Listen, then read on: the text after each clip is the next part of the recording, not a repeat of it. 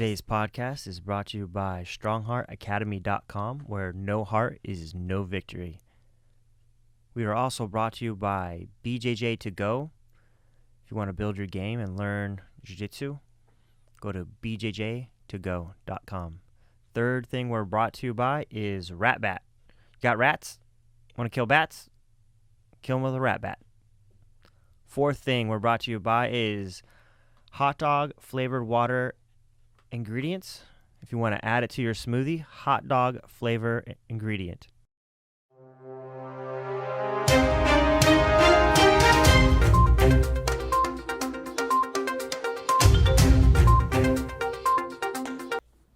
Just up in? Yeah. Okay. All right, Peter. Nice to see you. Nice to see you. It was actually cool to see you this week when we wrestled, which is cool. Or I didn't wrestle with you, but you were in class.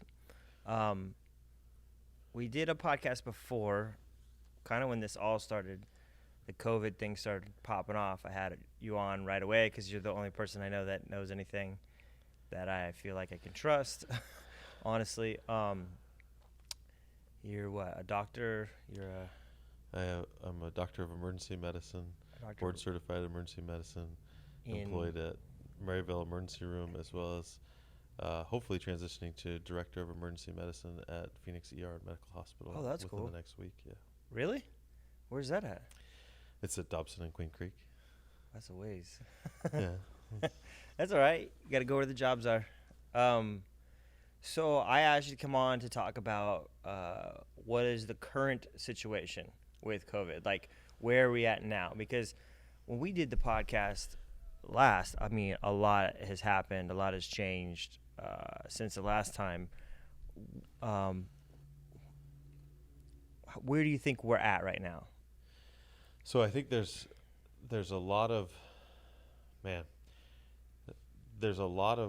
misinformation and clickbait kind of things that, so like say this is your normal scale of what is good information and bad information. You get these clickbaits that get this incredible coverage of don't use ibuprofen, don't use steroids, hydroxychloroquine is the new thing and it's going to save us all. And I mean, I've even heard people talking about ivermectin, which is a parasite medication. And then what they don't hear is you hear these little whisper corrections. You hear this big, loud, trumpeted, don't use ibuprofen. And now there's this correction of, oh, well, we don't have any data on ibuprofen and coronavirus. So you didn't hear that part. You just heard don't use ibuprofen. Yeah. So now everyone's bought Tylenol out of the stores, and then you don't realize that ibuprofen there's no data to support what the Minister of Interior in France said.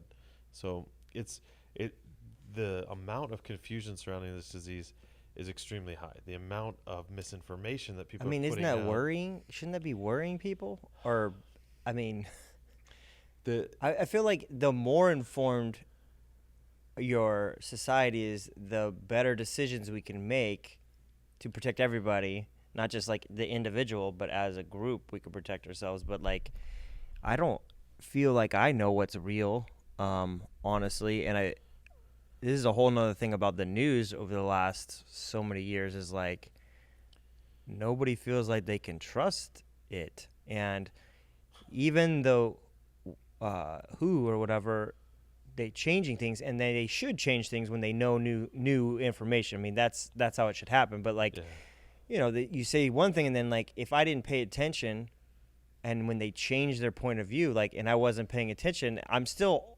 stuck on the old information. I feel like there should be a better way disseminating the information to everybody. And then everyone seems to have a political slant on how they wanted it all to play out, when we all should just be like, we want as many people safe as possible and realistically as possible. Because I mean, we could all be in bubble suits and probably be okay, but that's not how society works either. Like we can't shelter in place forever. It's just not feasible or possible.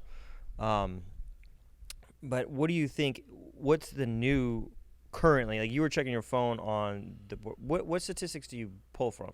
You kind of have to almost pick something and trust it, because I don't have any good way to verify any of this stuff, and I don't think that even the most average person, like I have a little bit of knowledge in statistics and epidemiology. I am not a statistician or epidemiologist Yep. at all.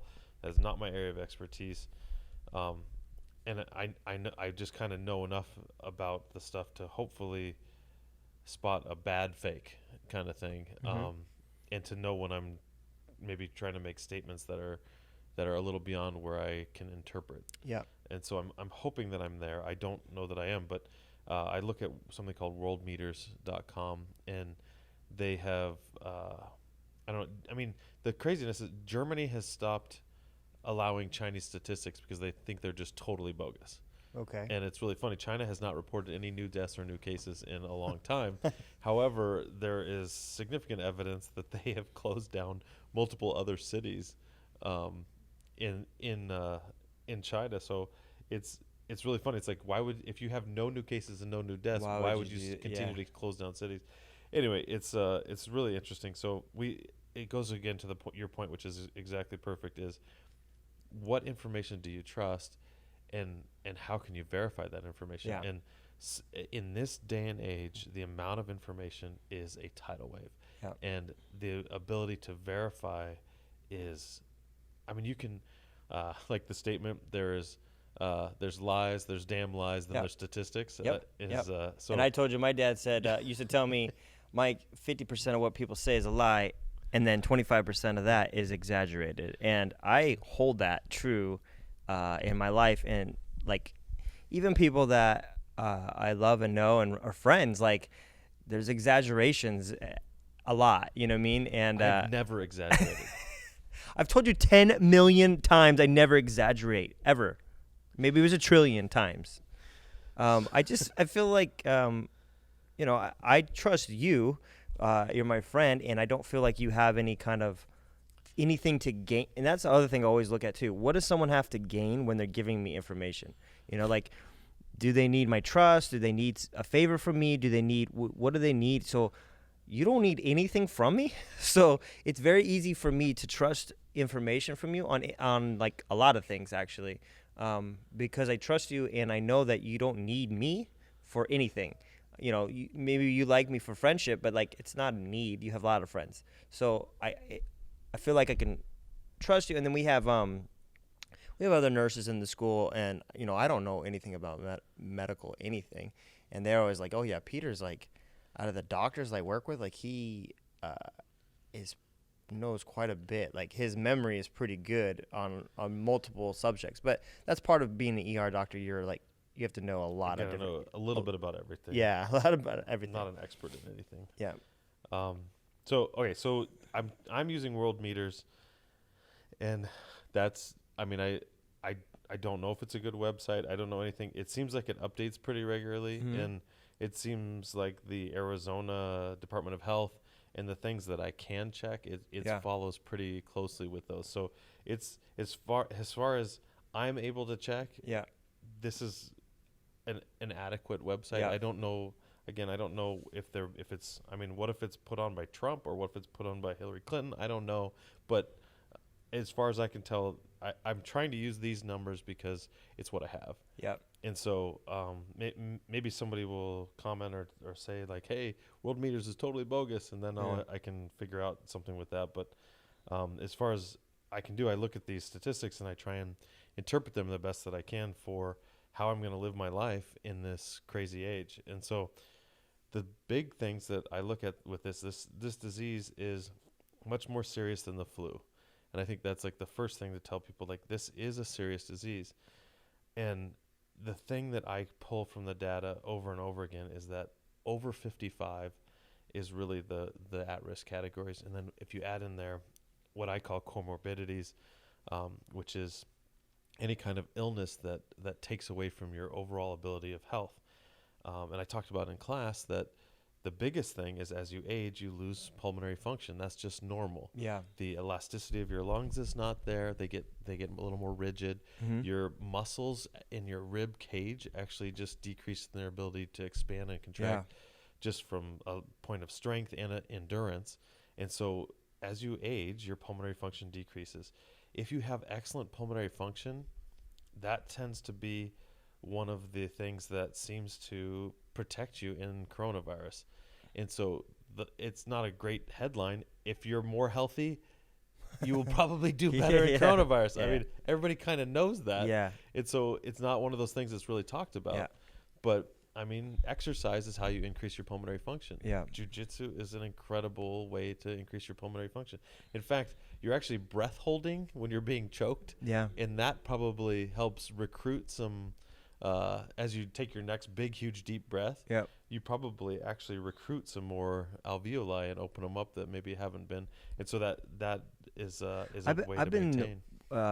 focusing on my breath work again from yoga. Yeah. The holding, and expanding. And it's funny you were just saying about the rib cage. Like when I used to do my breath work more regularly, you can feel parts of your rib cage move that feel like they've never moved ever. Like they don't move normally, and like expanding. And there's certain words that they use that it does this thing in your brain that tells that part to move that doesn't just naturally move. Like you can breathe, obviously you have your functions that just do it on their own, but like you can, when you do breath work, you like actually focus on your breath, and you can feel your rib cage is in all directions. It's weird too. Like usually you feel like your chest move when you breathe, but when you do like breath work, I feel like the behind and the back. Yeah. Like back here, Yeah. you feel it open more, and when I was doing that regularly, my cardio and jiu-jitsu got better, which is really weird. Like I wasn't running, I wasn't rowing. All I was doing is practice holding and exhaling longer, holding and exhaling longer, like exhaling everything out and pulling in as much as I can, and then hold, and then pushing it all out, hold, and like it felt like my ribs got stronger or more elastic. But I have no medical way. I don't know what it was really going on, but I definitely noticed a difference in my cardio level, like not getting gassed out, which is strange because I'm used to having to do something very hard cardio-wise to get more cardio or more breath or whatever, however you want to look at that. So I mean it's great that I used to do. I mean I still do occasionally. I do Swimming. The long breath holding for free diving. Yeah. And the breath training. Yeah, for you that. blew me away when we went diving. I was like, "Oh my gosh, you're a whale, bro! You can hold it, or like if you would be trapped under ice, I feel like you could last a lot longer than most people." Well, I got up to about I got up to 2 minutes and 25 seconds was That's how long pretty I good. could hold my breath, which, and that was underwater. Yeah. That was like actual real time. And underwater. farther down. At about 40 feet down. That's yeah. pretty good. So it was pretty nice because you got time down there to look for the fish and stuff. That was really fun. But it was crazy because when I would do the breath holding exercise, I'd do them before I would go to bed. Yeah. And I'd always try and do them in some place where, like, if I was laying down and I passed out, that I would still be able to breathe. And so my wife was always making fun of me, but I would get a little sweaty. Yeah. Like doing yeah. the breath holding. Oh yeah. I mean, you get these catecholamine surges, and there's all sorts of other things that go with that.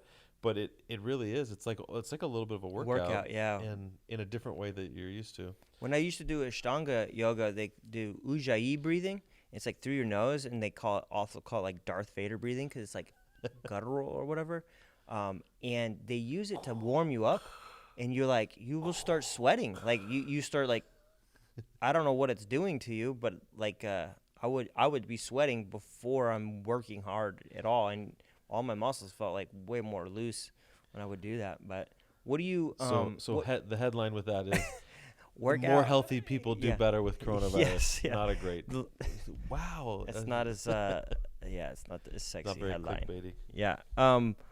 What are you seeing with like kids with this? I know my wife was nervous for a while with kids. She saw some stuff that happened in New York, and then she was curious about that. And I said, I don't really have an answer for you. I'm not a doctor. I don't know. But she tends to read things that are scary. I don't know. Okay, well, I have on World Meters, I have age of coronavirus deaths, which is it's from the New York City Health May 13th. So they have this is on May 13th. They had a total in New York of 15,230 deaths, and that's again from World Meters. So I realize that all sources are corrupt and polluted, but this is the best I got, and so uh, this it's really interesting. They break down the the percentage death, and then they also talk about underlying conditions, which is what I is comorbidity, so things that affect your health. And in the 0 to 17 range, there's been 3 deaths. Of them, all 3 people had underlying conditions that put them at risk. And so if you have in the 0 to 17 range, everyone from New York of these 15,000 as of May 13th, so all these like, contingencies on that data, and it's from a source that we don't know, like all those things together is still really reassuring that people under 18, you have to already be sick or impaired in your health before you're able to have a bad outcome from the coronavirus. And I know it's anecdotal evidence, but all my bottom 3 children for sure had the coronavirus. I mean, they had the classic 14 days of illness. They had initially 1 episode of diarrhea followed by headache and cough. It persisted throughout. They had day 8, 9, and 10 was the peak of their disease. And the other thing is my one daughter Coley has asthma, and she was the most affected, but I was never concerned about them at all during that whole course. They're healthy kids, and they they had fevers, and they had cough. It was mostly in the morning they were fine, and then in the evening as they would go through, and I gave them Tylenol, I gave them ibuprofen, and I did all the kind of recommendations that I know how to do, which is some inhaled steroids. I used albuterol with my daughter when she was wheezing, and they did great, and they're totally recovered, and they've been recovered for more than a month now without any sequelae that I can find at all. And so personally, and looking at the data, under 18 years of age, your risk for having severe disease is almost non-existent. And that again, I think points to being healthy and having good pulmonary function. The next category that I look at is the 18 to 45 years of age. And that is great, because this is the people, this is your workforce. This is the people that are coming in to do jiu-jitsu. This is all the people that that are the more active portions of our society. And the data that they have, again, is from May 13th from New York, and it's again out of those 15,230 deaths. So in the 18 to 44 range, they had 601 deaths, which is surprising to me, because I feel like even in my practice, the only people that I have seen that had more severe disease had some serious underlying condition. However, then I slide over to with underlying conditions, and out of the 601, 476 had an underlying condition, which again, they don't tell you what that is. It could be they had stubbed toenail. I don't know, or ingrown toenail. I don't know, but that makes more sense to me. That now, if you take out the rest of the numbers, they have it looks like 125 people that are left over from the 476 to the 601, and of those, it's unknown in 108 if they had an underlying condition. And so, Oh, wow. so that's, they didn't know, they don't have the data, which I actually like that World Meters puts that in there, Yep. because you don't know. So that's good that they kind of say that. And then the people that they know they for sure died without any underlying conditions in that age range were 17 out of the 601. So even if we take all of the numbers of the unknown and everything, 125 out of 601, and then look at the amount of total deaths of 15,230, that's still a very small percentage. It's I don't know what the numbers is, but the total number of deaths 18 to 44 is 3.9%, and if it's 125 of 601, it's about a quarter of that. So it would probably be about 1% of the deaths. Even with not knowing if they had an underlying condition or not, adding those in to make it the worst possible number, just from this data. And again, I don't want to get into the statistics of it, because this is not like a perfect statistic, but it's what I have, and I'm trying to not manipulate the data very much to make sure I get the truest picture. And by doing that, I can give you the worst and the best. So in that range, it would be 125 possible non-underlying condition deaths aged 18 to 44 as of May 13th in New York of the 15,230 Out of 15,000. reported deaths. Jeez. And so that's, again, it's a very low percentage. And then so they say that it's 0.8% of unknown and without underlying conditions. So they've added them together, and that only 0.8% of the people 18 to 44. So again, this goes to the pulmonary function. And then the things that I don't like is when you get up above 75 years of age. I mean, this is including about 50% of the deaths. And so again, it goes to that like overall health. The chance that you have a comorbidity at that point is very high, or that just your plain pulmonary function is not very good. Do you think if you're older and you do take care of your pulmonary health that you have a better chance? Like, I mean, obviously you know, even myself, I just turned 40. Like my cardio in jiu-jitsu, gosh, I mean, dead. I don't recover though like I was when I was 20. Like the next day, I feel it. You know, like so when you're 70, do you feel like you could still work on yourself? So like, give yourself a better chance. Like even if COVID didn't exist, you should probably swimming, yeah, any kind of keeping mild active, aerobic activity. yeah, is, keeping is active. what you want. Your body has a natural rhythm, gone through your hypothalamus and your medulla, which sets your breathing rate. And everyone has this, and it's between. I'm trying to remember the exact numbers, but I believe it's between 5 and 7 breaths. You take an extra deep breath. That's just a normal thing that's set into you. And what that does is it allows the lower portion of your lungs, which you're talking about all the way around the back. Those alveoli, they're little sacs that have something called surfactant in them, and the surfactant helps them stay open even under significant tension to close. And so when you take that deep breath, you pop those open and maintain them open as kind of almost like a reserve space for you to increase your oxygen flow as capillaries go past those. You get the exchange of oxygen and carbon dioxide. And so that extra breath, or if you practice doing that breathing more repeatedly, you'll keep them open longer, and they can stay open longer, and that really does increase your ability to oxygenate your blood and to get rid of carbon dioxide, which is the byproduct of exercise. So it's really interesting. Again, so I just want to come back to the kid thing. The chance that a kid has a serious disease or even death at this point in Arizona, with I think we only have, I mean, I can look at the data again, but we don't have, proportionately wise, I think we have about 15,000 cases here in Arizona, which means we have about, I think, close to 7 million people in the state. So our proportion of people who have the disease, and then the chance that a kid gets it and has a severe illness is astonishingly low. The thing that I worry about, and I think people need to consider, is not that that any of your kids, anyone under 18 is going to have a fatality from this, or even 18 to 44. I would even kind of stretch that data out and say it's very unlikely. I mean, really unlikely, like less than 1%. You're going to have a severe illness, especially if you're healthy. And so the consideration needs to be not for those people, because high likelihood of asymptomatic or low severity disease. The problem is transmission to somebody who does have those comorbidities. If grandma's living in the house with you. Grandma living in the house. Yeah. Exactly. That's like the perfect point. So. And I remember thinking that when this was really bad in Italy, and I was like, well, that culture is different than our culture. You know, they kiss each other.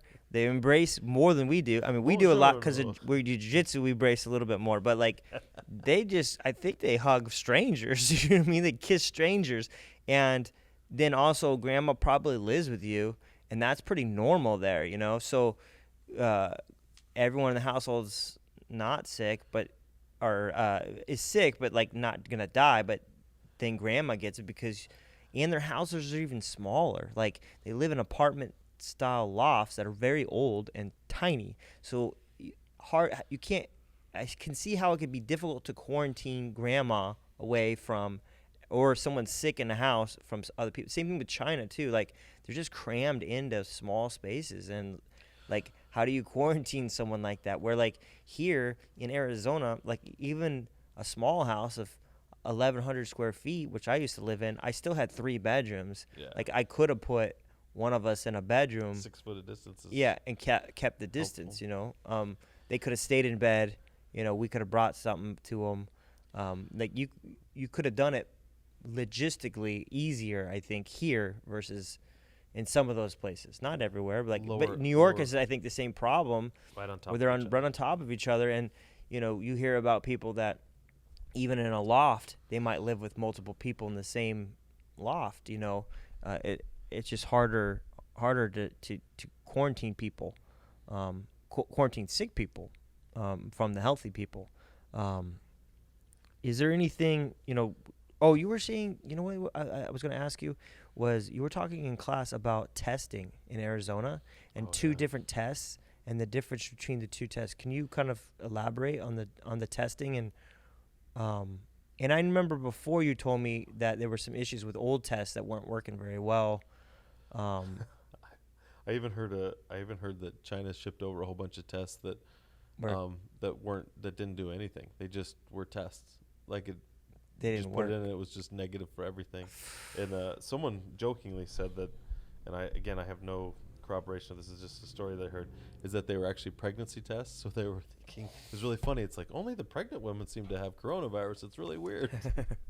Um, so the I've confirmed this before with the data at World Bank, but the Italian, when you talk about Italy, Mhm. they had one of the highest elderly populations per capita Yeah. of any Yeah, country yeah, in yeah. the world. That was the other thing I was Um, reading. I was like, yeah, that's a problem. so If you were talking about a disease that is particularly difficult for a population, that you have a lot of that population.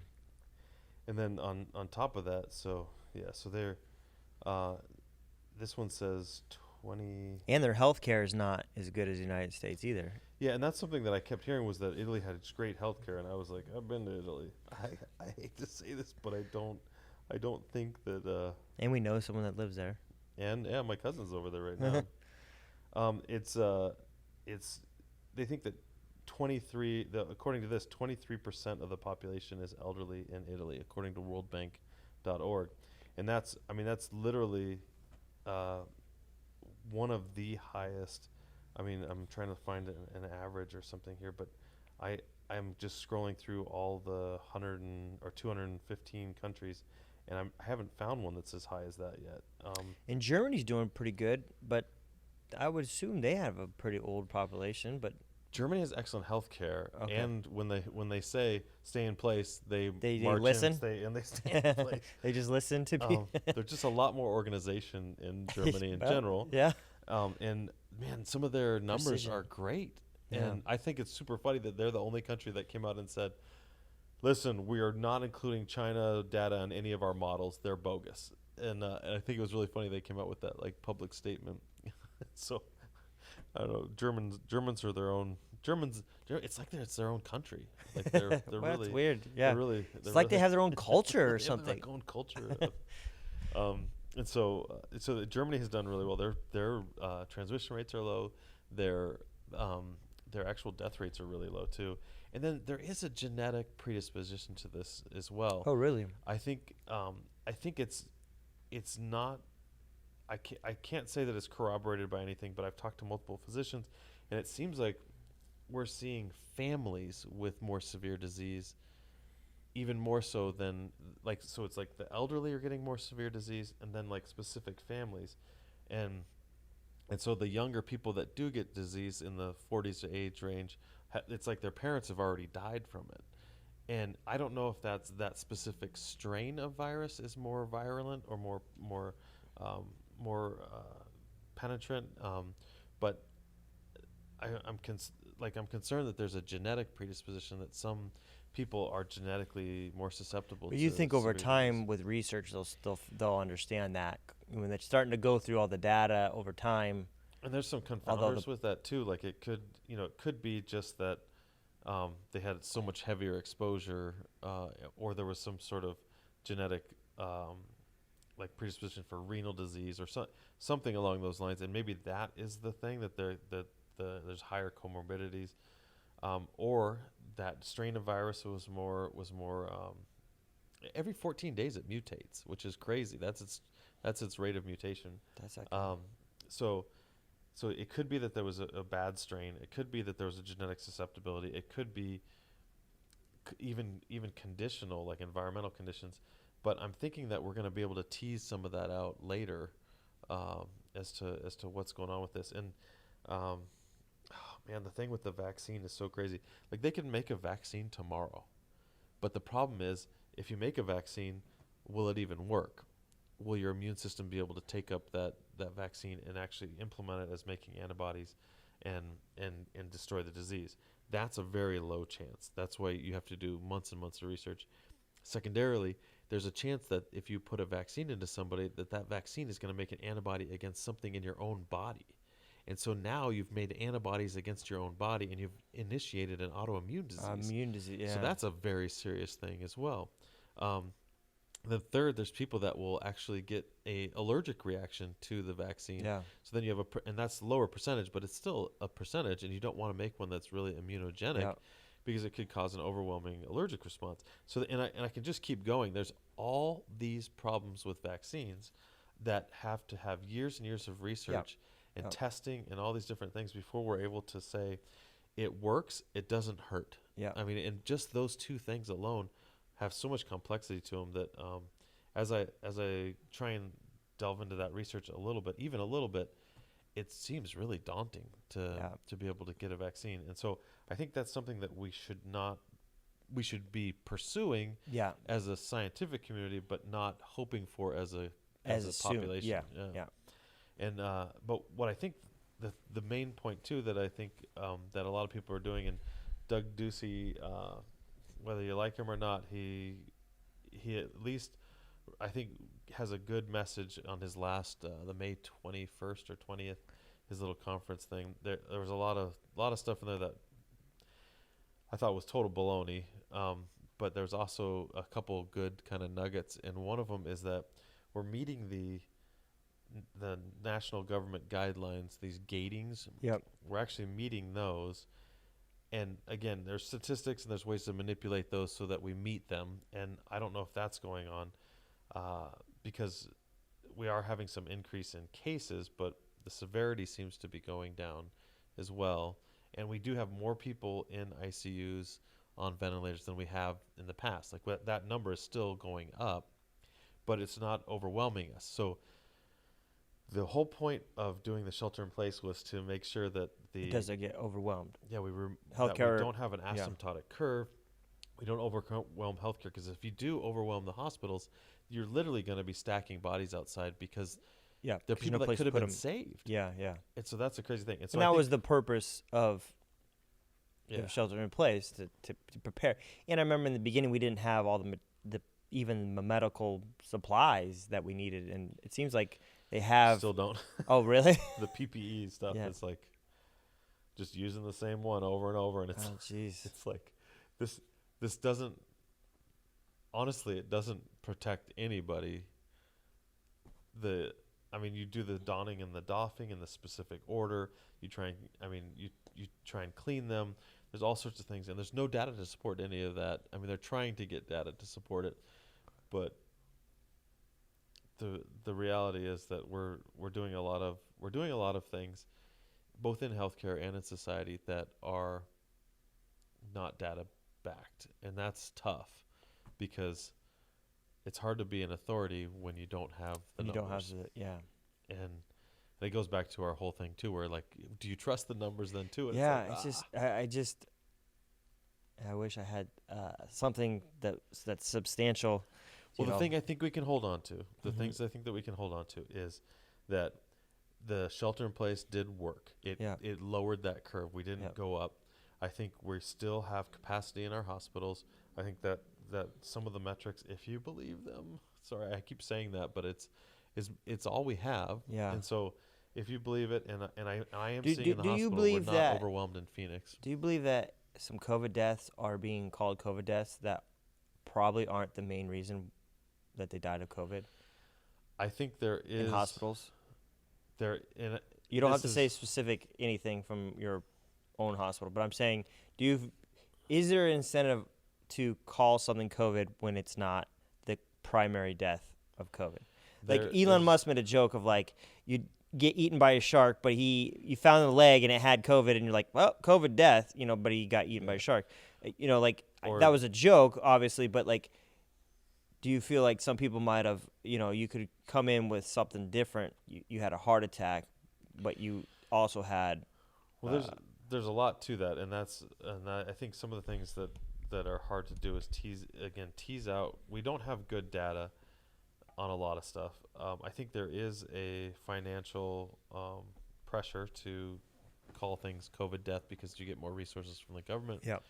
And I have not felt that pressure personally. Yep. I also do know of one or two times where I think that coronavirus was probably not contributory to the death. But I can't make that call for sure because it's farther downstream from when I had the thing. And I do know that people looking at this are not involved in the case. They just are looking at the paperwork. Like they never saw the patient. They never saw it. Do you know what I mean? So someone comes in, they're in respiratory distress. They test positive for COVID. They get admitted to the ICU. They die later. Respiratory distress plus positive COVID. I mean, that's an easy call that the coronavirus killed them. The details of that, of maybe they overdosed on heroin and so they weren't breathing for a long period of time because that kills your respiratory drive, may have been the actual cause of death, and they just incidentally tested positive for coronavirus. There's a lot of fentanyl in Arizona. Well, I think the whole United States, but like fentanyl is a whole nother epidemic problem that is I would say epidemic levels. Oh, for sure. That pandemic. Pandemic levels that we don't seem to be even addressing at all. I actually just read a crazy article about the DEA yesterday, and it seems like they're a mess. Like they don't know what they're doing. Well, it's like you don't want to touch people because they got coronavirus, but they might have a pack of fentanyl too. It's like you don't want to touch that either, right? Because you could overdose by touching it. Yeah, I mean, like if you were if they had it in their pocket or something like that, and you touched it, it can absorb in your hands, right? More of like carfentanil would be a concern with that. Okay. Like 1 granule of carfentanil, I forget the exact statistics, but it could kill like 7 people.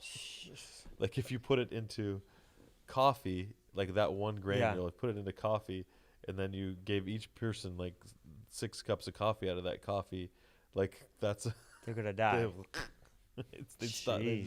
I feel sleepy, and then then they go down. So, because that stuff's, I mean, carfentanil is 100 times more potent than fentanyl. Fentanyl is 100 times more potent than morphine, and then so it's, I mean, it's just crazy. That was on my radar of things. I was like, why aren't we doing something for this? Like, why aren't we? I don't know. I don't know what the answer is. That's a whole other thing. I feel like we need to help people more than put them in prison, because you can get drugs in prison. So like, let's put you in prison, but you're just gonna take drugs in prison, but you're gonna learn your lesson by taking drugs in prison. Like it doesn't make sense. Like dangerous people should be off the street for sure, and I don't want people to get hurt, but I feel like we need more compassion for people that are on drugs, and they need programs, I feel like, to help them get off of it, and reasons to get off of it, and not just go to your room. You know what I mean? Like when you tell your kid to go to the room, right? For me, I tell them, I say, don't do fentanyl. This is the reason you did it. Some fentanyl might not, like this is why you did it, and this is why you're going in your room, and you need to understand the consequences of this. But also, like, let's work on fixing this. Like, I don't just punish my kids without like trying to correct the behavior. Like, I feel like there's no correction. It's just punishment. Like you should have correction, not just punishment. Well, if you have a weed and you trim the weed to keep it under control versus pulling it by the roots out of the ground. Yeah. Same thing with disease. Same thing with entire medicine. I mean, we would like to cure the disease and not treat the symptoms. Yeah. And unfortunately, a lot of what we do is it's a lot easier to treat symptoms. Yeah.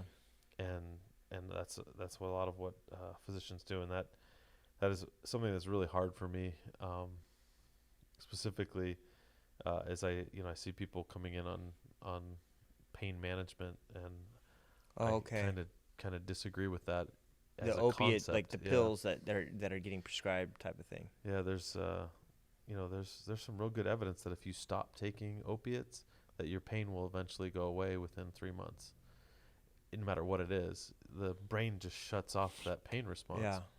And I feel so fortunate that I don't do well on pain medicine. So like the last time I just stopped taking it, and so like I don't get off on it, or it doesn't give me the effects that most people like the enjoy, euphoria like, and and it doesn't stop my pain. So I'm like, I don't know why this is pain medicine. I just quit taking it. The only thing that really works is ice and ibuprofen. Like, that's it. Like, ice is huge for me. Like, and it probably does something psychologically too to help me with the pain. Like, my mind goes, oh, like, and I'm placebo okay. effect, I'm yeah. fine with that. I don't care, and it's free. It costs nothing. yeah. It's just, ice pack. Just let it cool off. I wanted to go back to the testing. The testing. Sorry, because sorry, I got away from you that. were very specific with the testing, and I never heard this So there's anywhere on TV or anything else, and it seemed like important information for people that wanted to get tested. So there's a lot of testing out there. Yeah. There's testing for basically two different ways to test at this point. It's if you do have the disease, so they're testing for actual pieces of the virus. Yep. When they swab, so they swab that, they put it into a solution, they do something called PCR, or polymerase chain reaction, and what they do is that PCR is a little enzyme, and it goes and it starts copying all the DNA in the sample. So it basically amplifies all the DNA in that sample.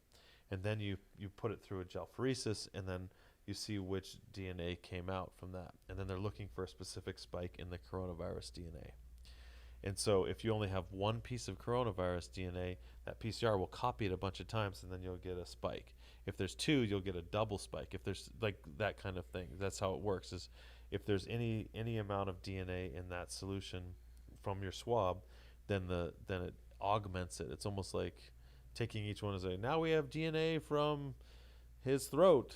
It yells for the amount there. So I don't know if that was a good analogy actually, but it augments the presence. So that swab is highly dependent on where you swab it. The contact points that they've found are the corner of the eyes, the front of the nares, and the superior posterior oropharynx are the three places where there is protein binding sites specifically for the coronavirus. So that's the predominant places it is. The initial recommendations were pretty horrible. You used to swab the front of the nose, then slide the probe all the way back into the nose about 4 or 5 inches. That feels good. And touch the back of the superior posterior pharynx. And that people didn't really tolerate that. So no. So they switched to oral swabbing in the posterior portion or in the anterior nares. And then they quickly found that the anterior nares was not as highly productive, or it was very independent, because if you get kind of not inside the nares, it's kind of like inside, curled up underneath this kind of ridge. And so the nares is the opening. Sorry, probably should have said that. And so people weren't going deep enough for that, and they found that they were having a lot of false negative rates. And some of those tests in some of those studies were 40% false negative. Yeah, so that was something I was thinking about too. I was like, okay. And then you said the next tests were like closer to like 13 or something like that. Yeah, and so then the oropharynx one with highly active pursuant swabbing, they had which people are like, they're like dying and gagging and throwing up afterwards. Those swabs were doing better, and they were getting somewhere around the 13% range of false negatives.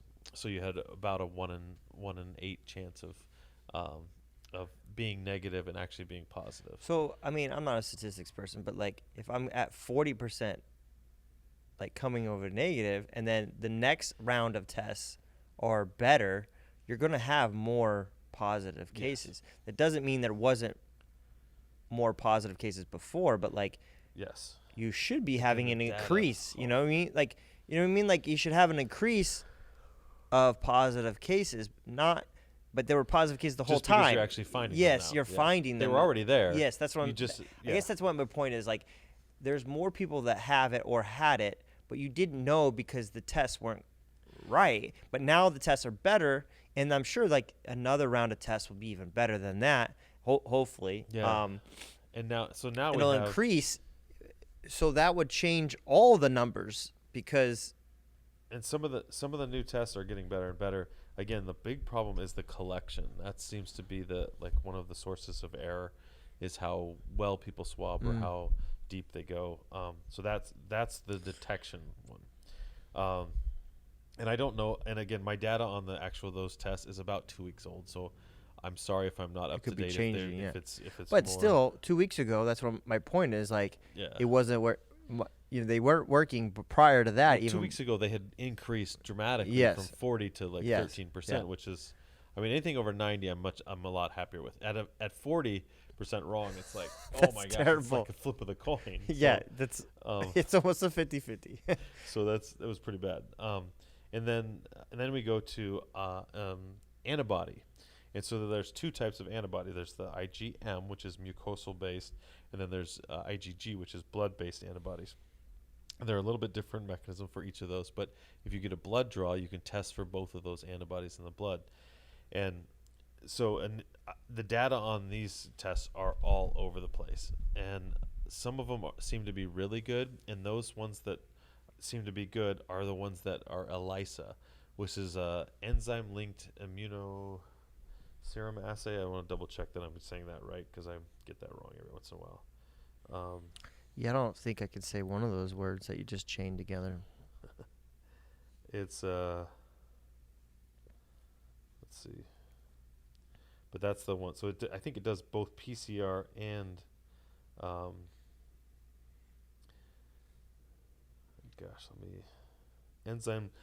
enzyme linked immunosorbent assay.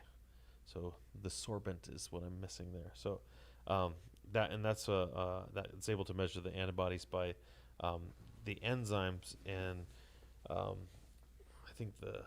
don't think they use FISH, which is fluorescence, but so they're able to detect the enzyme goes and binds to the antibody, and then you're able to detect how many enzymes have been bound and how many haven't, if I remember the test correctly. And I may not be saying that correctly. I should have looked that up before this. I apologize. But the point is that the ELISA test is better than the one that just does PCR for antibodies Okay, alone. that was the kind of the information I wanted to get Yeah. out. Like, you It's were like like, a lot hey, better. this is way better, guys. And I was like, I couldn't remember what you were saying. And it seems like most of the tests that they're doing now are including that ELISA. Okay. So the percentages So blood again, is are better. above 90% on both of A those. blood for Test both with sensitivity ELISA and specificity. is better if you're looking for antibodies. Yes. And so Meaning you you've can't already even had it. If you try to do an antibody test without blood, that would be useless. All right. So, yeah. So the So I found this guy in an alley once. He said like I could just kind of breathe on a strip. That's not legit. No. cough twice in the southerly direction. Give me $20 and So yeah. So that's the thing. So if you do ask for the ELISA test, that's the one. Just make sure. And again, that is the predominant test. As I was far thinking as I for can tell right Carly, now. because Brock got it something that was very strange, and Carly got it, which is common in our family. I think, not that I don't hug my kids, but my wife definitely hugs them maybe more and kisses them maybe more. But I do hug and kiss my wife, and I don't seem to get sick. I don't know if the difference between my immune system and theirs, but Ryder, my little one, seems to get sick less than Brock, and Carly gets sick definitely more than me. But they were both had like about 11-day, 12-day sickness. Brock had to take the full week off of school, but if you include the weekends, like it was closer to 11 days. And then the last day, I was a little sketchy if he should even go to school, but he went to school anyway. But he had some fevers. I don't know that. He seemed very hot. We didn't even take his temperature. Subjective fevers. Yeah, so I don't know. I even know that. But Carly was in bed, and he was in bed a couple of days where he didn't even move, and then Carly was in bed too, and all of this was respiratory too. Like there was there's a respiratory like aspect to it where like they had some Brock had some stomach problems. I don't know Carly because I don't usually ask her about her bathroom issues. How'd you poop, honey? Yeah, it's just not a conversation we do usually in our house. But but I know they had severe, respiratory problems. And Carly my wife has asthma, and Brock seemed used to have it. Now he doesn't seem to have any issues, but we had an inhaler for a little while for him. Where they just seemed to get over it, but it just seemed like a last. I remember at the time I was like, man, this lasted forever. Like, because my boys, they'll get sick, but usually after like 3 days tops, like they're better. They're just running around. And then Ryder will get sick, and he won't even sit still. Like he won't even feeling miserable. He will really try to keep running. But maybe that's just his age. Yeah, it's hard to keep him like, hey, buddy, I want you to stay in bed, and now he won't stay in bed. But Brock will go just like, I can't get out of bed. So I wanted to test at least Carly, my wife, and see if she had anything. But again, I don't know. It could be just something else going on that just happened to hit them harder, you know. But it was during the time in February where a lot of people were seeming to get sick. And even in the gym, I remember one day half the gym was not here. And I was like, what is going on? And then I had to call for help because all my instructors, I was the only one that was left. Everyone was sick. Like 5 instructors were sick for the week. And it was just strange. Like we were all sick, Probably we rolled together and they got sick, But I would also like to know, if they had something too. But nobody went to the hospital. Nobody was. Yeah, nobody was. They just went home, got over it. Ill, Yeah. And I think somewhere in there, the end of February, beginning of March, is when I had about 10 days where I was out, coughing my face off. And unfortunate for me, I didn't even have coronavirus on my radar, honestly. And I was going to work. Yeah. I think I worked 6 of those 8 days. Well, I don't think anybody did. Like, it didn't seem like. I think I probably rolled too. Like, I feel really like looking back. I was like, "Well, what's up, Typhoid Pete? Like, how are you doing over there?" So I don't know. I feel really bad about that. Like maybe I might have exposed people, and I've tried to be much more careful since then. Yeah. Because I do have I go to work and I get covered in coronavirus. Covered it, yeah. And then I come home and have this crazy process at home where I literally, it's kind of embarrassing, but I pull into the garage, shut the garage door, get out of my car, immediately take all of my clothes off, place them in one small bundle, and then text my wife that I'm in the garage. She comes and opens the door, and then I kind of scooch past her so I don't touch anything, and then I put everything right directly into hot water in the washing machine, and then I walk directly into the bathroom, and I don't touch anything but with my feet, and I turn the handle on, and I get super hot, and I soap everything and get totally clean, and then I come out, and then my wife has grabs me a fresh towel each time too, so I don't ever have a secondary contaminant and all this stuff. And it's really funny. And if anything gets contaminated, it just stays outside. My shoes are outside, everything's outside, and so how my long house should how be a long good spot. do you think things are contaminated for? Oh my gosh, Just surfaces because that seems to be all over the place too. Their new thing is saying that contamination is happening less off of surfaces than they thought was the new thing this week. But any surface that transmits disease is called a fomite. That's kind of a cool word. But certain surfaces hold virus and bacteria longer than other surfaces. Anything that has moisture or grooves in it that makes tends sense. to hold things a lot better. They can do swabs and detect by PCR and other things if the virus is still there after a certain amount of days. Like stainless steel is less than like the bottom of your shoes. Like that plastic on the bottom of your shoes is the ridges and everything holds moisture, holds all sorts of stuff. The bottom of your shoes is a horrible place as far as bacteria, viruses, everything is all in there. And then there's other things though too, like is it directly in the sunlight? Because UV really knocks down the amount of viral load and bacterial load. And then on top of that, temperature. So if it's like extremely cold, there's not a lot of replication, or none, and actually there's some destruction. And if it's really hot, the same thing. Really, like anything over 105 degrees, you start losing the quaternary structure of proteins due to the low energy capacity in those bonds. And so basically, just real quick, your proteins have amino acids in a chain. Amino acids form sheets, which is the secondary. So you have primary, secondary structures. Tertiary is folding of those sheets, and then you take one sheet, another sheet, and you put it together, and that's quaternary structure, the fourth level of It's structure. crazy how we were made. And those bonds that hold the two proteins together, that form a receptor site or an enzyme site or whatever it is that the protein needs, are the lowest energy. Each one of those is, so amino acids high energy, link to link. Then the sheets is slightly lower but high energy. Then as you fold it back, those are kind of a lower energy, and then the lowest energy of all is that quaternary structure. So any heat applied is applying energy, and that easily breaks those bonds apart. That's why temperatures above 105 are really concerning, because you start to actually denature the proteins in your brain at 106. Yeah, when you're having a temperature. Yeah, It's so trying to that's like burn it out of you, basically, right? well, but if you get to 106, it's out of control. Yeah. Your body's too hot, Too and hot, then you yeah. start losing your proteins in your brain, which is your memories and your ability to think and kinda all need that those. stuff. So 106 is a bad point. However, in Arizona, it's a good point for us because everything outside gets over 106. So Yeah, I was even coronavirus telling shouldn't- Carly, I was like, like the server, like when it's 100 outside, the server temperature of things is way hotter than 100. Like the surface of my car is like, inside the cars, or especially. inside the car, yeah, but even like the metal, the handle you do touch, Yeah. it's something that you touch, you're always worried about touching.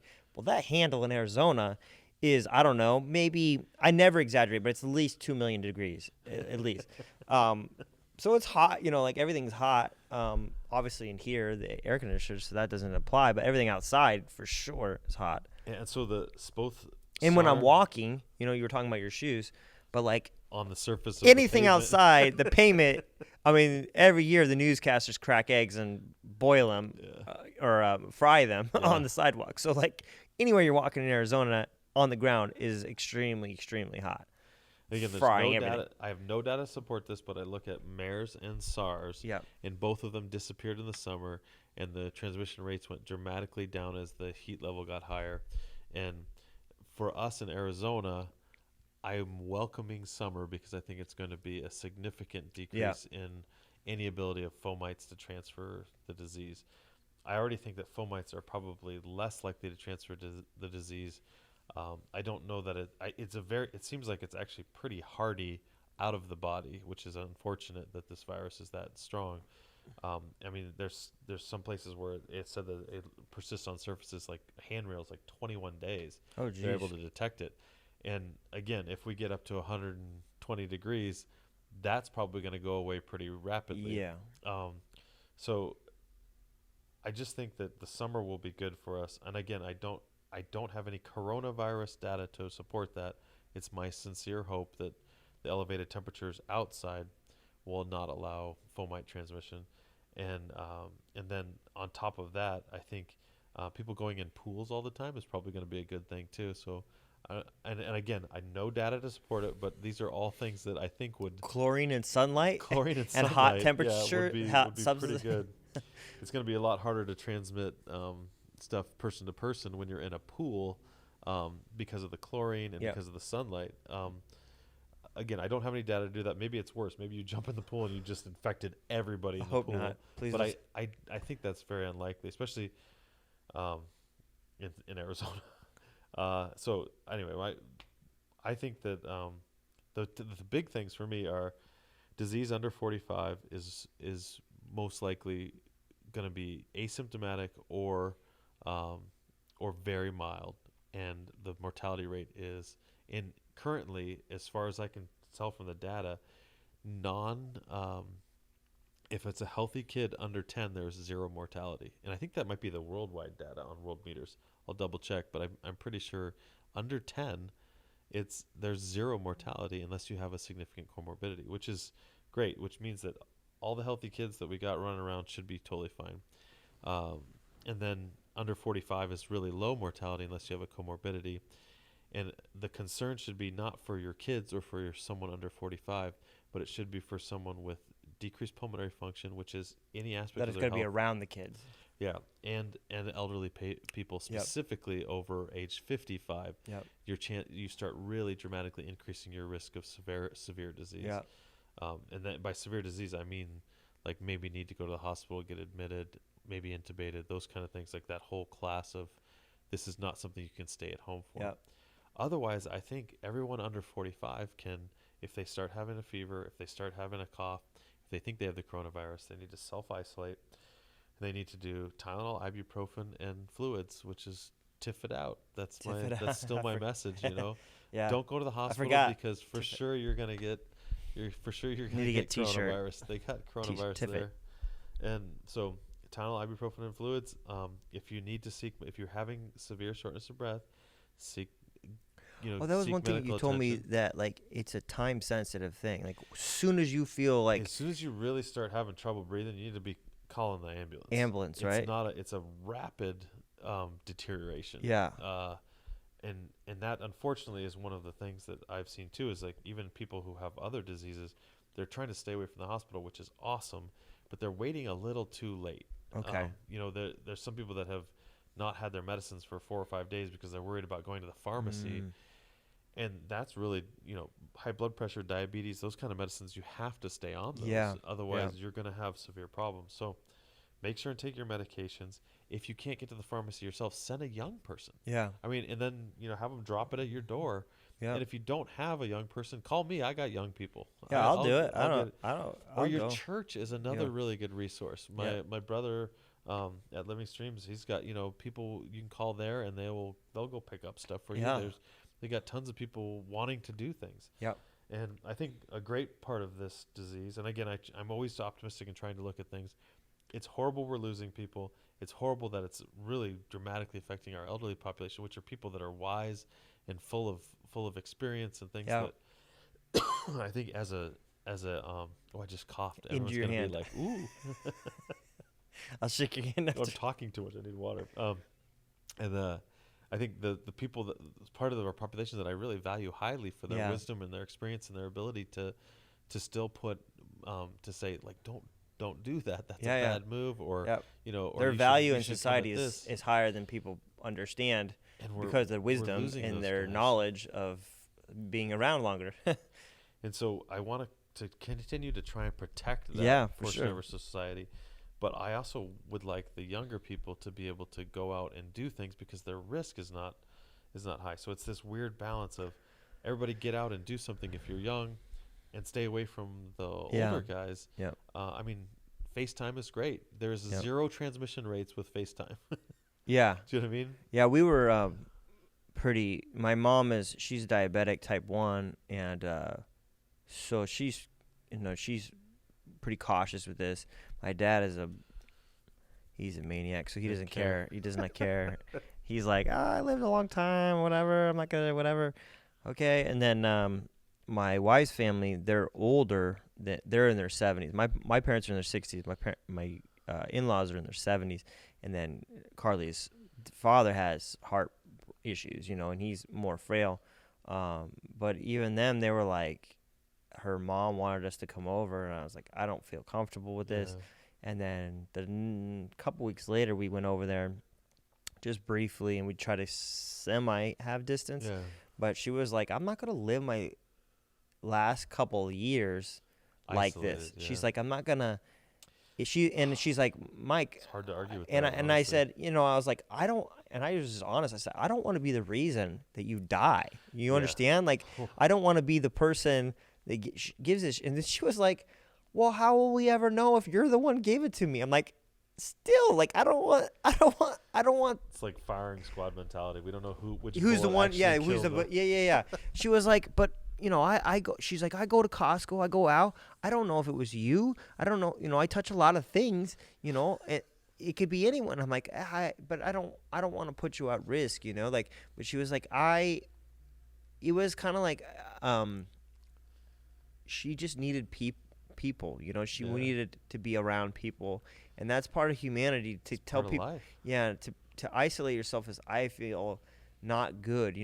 Like when they put people in prison and they put them in isolation, bad things seem to happen mentally for them. Yep. It's hard. And we're a group people, so I think you're right. Like FaceTime is probably good to do, and talk to your grandchildren through FaceTime and all that kind of stuff. But man, my in-laws are risky a little bit. It makes me nervous. Like, it really does. Like, I want to be a good. because I love my in-laws. Like they're super. I'm fortunate. I have a super cool in-laws. Yeah, I do too. But I don't want to put them at risk. Like it's weird balance for me. So there's another kind of trick that you can do is you can as we had our Katie's parents over, and they would sit on the other side of the lawn, and we would sit on the other side of the lawn and talk, and the kids would run around so they can see everybody, and we just Yeah. kind of yell over to them. Yeah, we did keep that a little distance. at my house. We put tables outside when the weather Yeah. was a little bit nicer, Yeah, and we put umbrellas up, and then we had lunch, and they stayed like maybe 20 feet away, yeah. and then we were like over here. It seemed like a king's table, kind of, like Like they're up on a little. yeah, like we're over dais here, and we're over they're- here, and yeah. like you're just shouting at each other. But it was fun, it kind of worked a little bit, and we were outside, so maybe less likely of transmission outside. I don't know. We're It- trying our best. It's a whole new world, man. It's a whole new world, and we're gonna figure this out. I had a really good friend, John Ostrowski, used to always say, "Water finds its level," and that just means that Yeah. as we kind of come in and adapt and fill in the gaps and things, Mhm. we're gonna level off again, and it's just gonna be a new level, and so we got to figure this out. Is Gosh, it's so interesting to see the effects on society. Oh, I was really worried. We had in my neighborhood we had a police incident. This is almost a month ago, maybe longer, where it was like 2 blocks from my house, maybe 3, where a guy shot 2 officers or 3 officers and killed the one officer, and they barricaded him in. He barricaded himself in. There were helicopters, all this kind of stuff. And that guy seemed to just lose his mind. Like he was a roommate of 2 other roommates, and they're like, everyone's quarantined, and they were kicking him out because he was acting strange, and he was fine.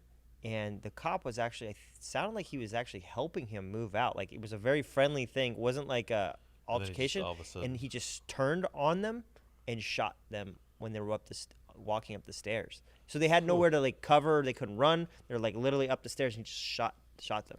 Like no warning, no nothing. And and I was just worried that like some people are doing the opposite of like being healthy for their immune systems, like drinking like crazy, doing more drugs. And then I felt like bad for like all the people that, kids that maybe school is an escape from a bad home or abuse, and now you're like stuck in the house with abuse or abusive people. Yeah. And that's just terrible. That stuff bothers me a lot, There's a definite cost to society of what we've done that I don't think anybody was able to think about or predict. And Yeah. I think abuse rates have gone up through the roof. Yeah. Suicide rates, drug use, Yeah. alcohol use, and divorce rates. And just those statistics alone are incredibly sad. Even like closing churches, which I totally understand, especially the church we go to. There's a lot of elderly people there. Yeah. But like people are missing out on something that helps them stay kind of straight, Yeah. Or even just social. so yeah, Being people out to talk to people, find some like-minded people and hang out and that listen converse, to your problems and get a few hugs in. get some hugs in. So yeah, that stuff bothers me. I think even jiu-jitsu, like, that helps people. The jiu-jitsu, we could talk about pulmonary function, but the community of jiu-jitsu, I think, not just our school, but any school, is powerful thing. I don't know how many people listen. Physical touch is powerful too. Yeah. Like when I was here on Wednesday, David Weaver hugged me twice, and it was like awesome. Yeah. I was like, Yeah. "Bring it in, Dave. Bring it in." There's Like, something that we need. I really feel like it's a need, not like a want. Yeah. It's an actual need, is contact. well, if you touch somebody, you're telling them pretty powerfully that they're not disgusting or untouchable, and that those things that people can get in their head, like nobody wants me, nobody likes Yeah. me, nobody, and just a touch can sometimes be You're okay. a complete, abrogation of those thoughts. And so, I mean, hugs are a serious love weapon. You just come in there and You're a hugger for sure. smash I'm a somebody. hugger too. but the community is like important. I think it's super important.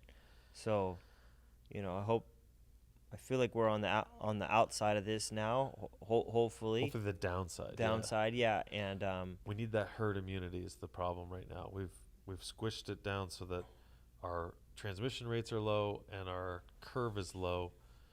And the problem is that we're not going to have a lot of people who have had the disease and recovered. And that's part of the push by the government to try and get the antibody tested, that hopefully it's been more prevalent than we've seen, than we thought. and that more people are actually immune. Because you want to, once you get to that, some people say 60, but most people I've seen say 70% of the population has had it and recovered. That's a lot. I know it's a lot, and we're only at something like 15 or 20% right now.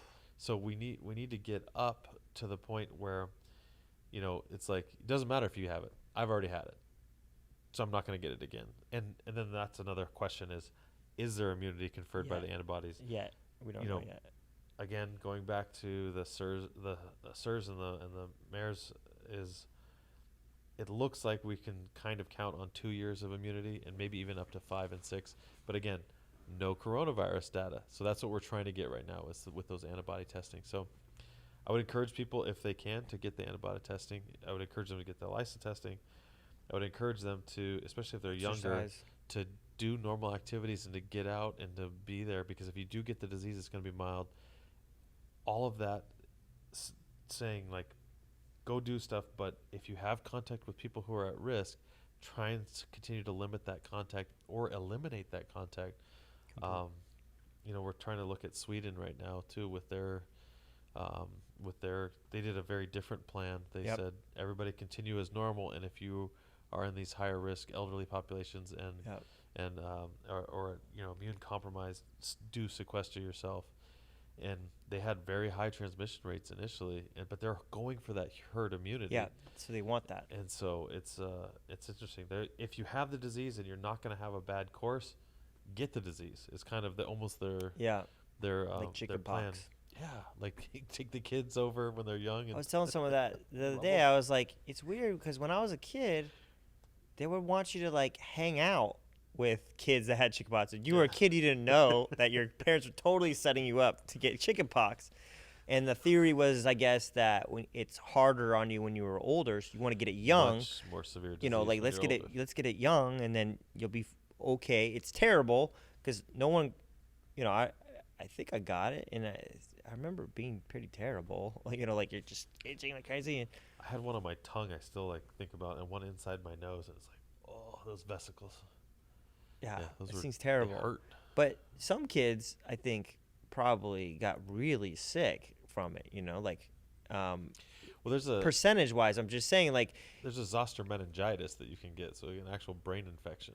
Yeah, so like, we were telling people to do that, even though there's a risk that a certain part of the population is going to die or be really sick. It was a calculated risk. Yes, but that's what my point is. Like, with COVID, is like it is a little bit of a, population. When you're talking about billions of people, there are going to be portions that are going to react poorly. Yes. No matter what, like even healthy. And again, if they find out that there's a genetic component or that there's, some sort of specific it would be great population though that's if at they risk that we don't know about. But it would be nice if you knew that, and then you could know if you are at more risk. Like maybe I don't know, like you're Austrian, and Austrians affect a certain way versus someone else. And you're like, oh man, I have Austrian Northern descent. Europeans tend to do better with this disease if you look at the data. Okay. Well, so like Germany, Sweden, Norway, Finland, Netherlands. Something in their DNA is just it's either their DNA or lifestyle. Their certain systems. I mean, Sweden is always held up as one of the best healthcare models in the world. I mean, they have one of the higher their lifespans are longer, their active lifespans are longer. There's a whole bunch of things that they always point to Sweden about. And so if you in a lot of ways, comparing to our healthcare system, they're kicking our butt. So it's kind of interesting. There is some things that we have that they don't have, which is like tremendous amounts of research and new innovations and new treatments and evidence-based medicine and things that are going at a pace that are pretty crazy. So there's all of that wound up in here. How do you Well, trust the it's so decisions? funny. Like I was like, yeah, maybe we'll just do like a 5-minute podcast. We're at an hour and 15 minutes, so Okay, we, we went a little bit over. But I don't know. I appreciate the information and honesty. And maybe we'll do another one in a while and see where we're at. everything's evolving. And Evolving, changing, yeah, and it's changing. Got to change with it. And again, I am not an expert in epidemiology or statistics. If I've interpreted something wrong, or you can clearly point to something that I did wrong, please tell me, because I want to know and I don't want to continue to do it. This is the best of my ability, which sometimes falls short. So, but I can confidently say that the disease is less severe the younger you are and healthier you are. And I think that's going to be hard for someone to oppose that. I can also say that the disease is more severe the elderly you are and the more impaired you are. And we can follow the CDC recommendations, the WHO recommendations, or you can just take this as, I'm going to get it, and if I get severe disease, hopefully my genetics will protect me, or I need to get to that herd immunity part. I'd like to be part of the immune people. Testing is good, and if we can specifically start proving that we have a higher percentage of people who are already immune, that's really good. But It's weird. It's also weird the percentage of people that seem to have no have it but not. yeah, asymptomatic. This is weird. Like, this didn't affect you. They don't know why. It's almost like shooting dice. You're like, Yeah. you'll get sick. You won't. And again, it'll all make sense one day. Right now, Yeah. not enough data to Yeah. say anything on a Yeah. lot of stuff. So, All right. That's, Well, I appreciate it. We'll just stop it there and yeah. bye. Peace. Bye. Out.